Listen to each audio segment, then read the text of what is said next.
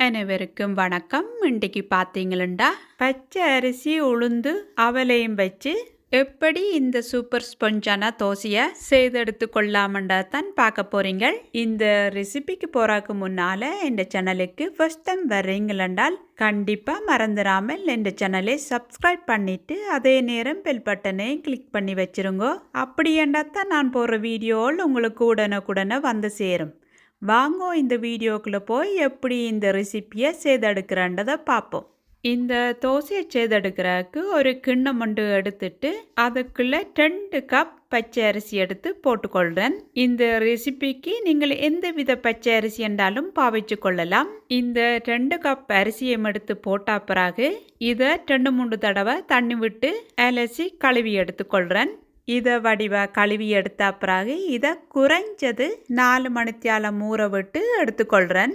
இதை நீங்கள் குறைஞ்சது 4 மணித்தியாலம் ஊற வச்சு எடுத்தீங்களா தான் இந்த தோசையை பிழை இல்லாமல் ஸ்பொஞ்சாக செய்து எடுத்துக்கொள்ளலாம்.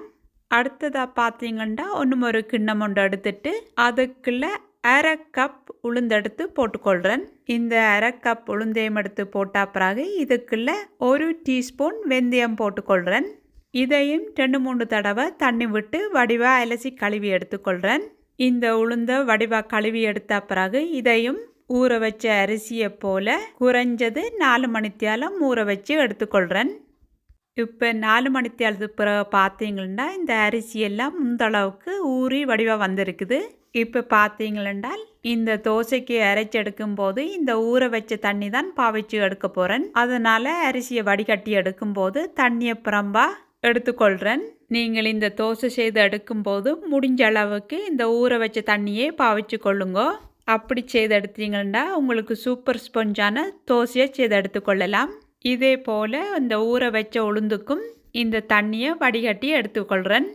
லாஸ்ட்டாக 1/2 கப் அவல் எடுத்து இதையும் ஒரு வாட்டி தண்ணி விட்டு வடிவாக அலசி கழுவின பிறகு இதுக்கு 1/2 கப் தண்ணி விட்டு இதையும் ஊற விட்டு எடுத்துக்கொள்கிறேன். நான் சொல்கிறது போலவே 1/2 கப் தண்ணி விட்டு ஊற விட்டு எடுத்துக்கொள்ளுங்க. இந்த தண்ணி அளவோடையும் சேர்த்து தான் இந்த மாவை அரைச்சி எடுத்துக்கொள்ள போகிறோம். பேந்தென்ன இது எல்லாத்தையும் அரைச்சி எடுத்துட வேண்டியதான். முதலாக ஊற வச்ச உளுந்தை எடுத்து போட்டுக்கொள்கிறேன்.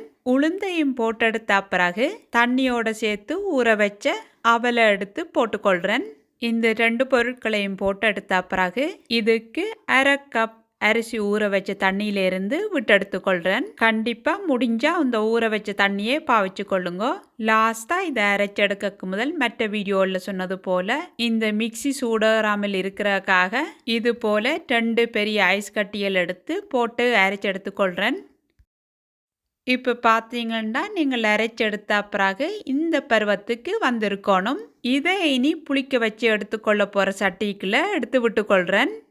இதை விட்டெடுத்த பிறகு லாஸ்ட்டாக இந்த ஊற வச்ச அரிசி எடுத்து அரைச்சி எடுத்துக்கொள்கிறேன். இதை நான் மற்ற வீடியோலையும் சொல்கிறது போல் எந்த மிக்சி பெரிய மிக்சி என்றபடியாக ஒரே தடவையிலேயே போட்டு அரைச்சி எடுத்துக்கொள்கிறேன். இந்த அரிசியை மிக்சிக்குள்ளே போட்டு எடுத்த பிறகு இதுக்குள்ள 1/2 கப் அரிசி ஊற வச்ச தண்ணி எடுத்து விட்டுக்கொள்கிறேன்.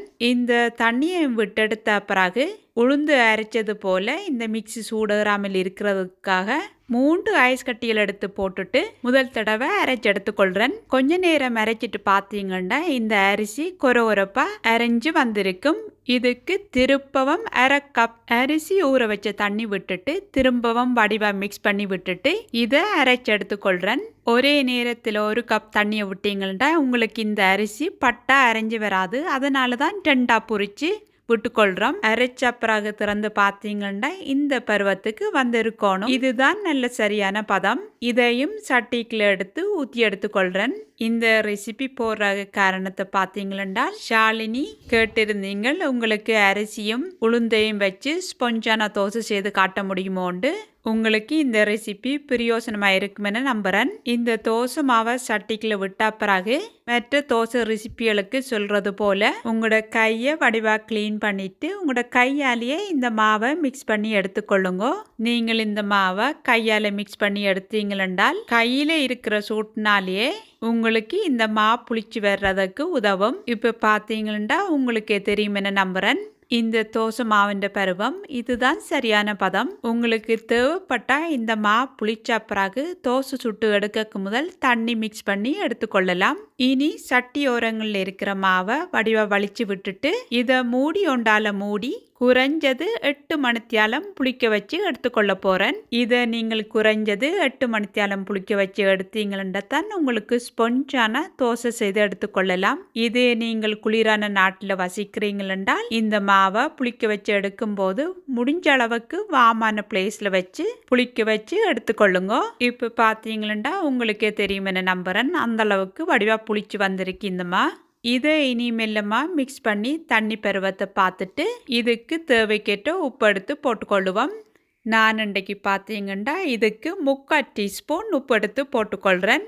அல்லது உங்களோட தேவைக்கேற்ற உப்பு எடுத்து போட்டுக்கொள்ளுங்க.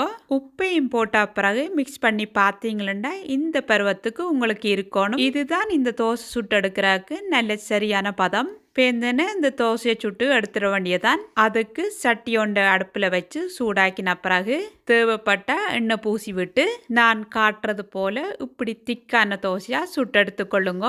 மற்ற ஸ்பஞ்ச் தோசை செய்து காட்டியது போல இந்த தோசையை பிரட்டி போட்டு சுடாத காரணத்தால மூடி ஒண்டால மூடி இப்படி சுட்டு எடுத்துக்கொள்றேன். இப்போ பார்த்தீங்களா உங்களுக்கே தெரியும் என நம்புறேன் எவ்வளவு வடிவா இந்த தோசை வந்திருக்குதுண்டு.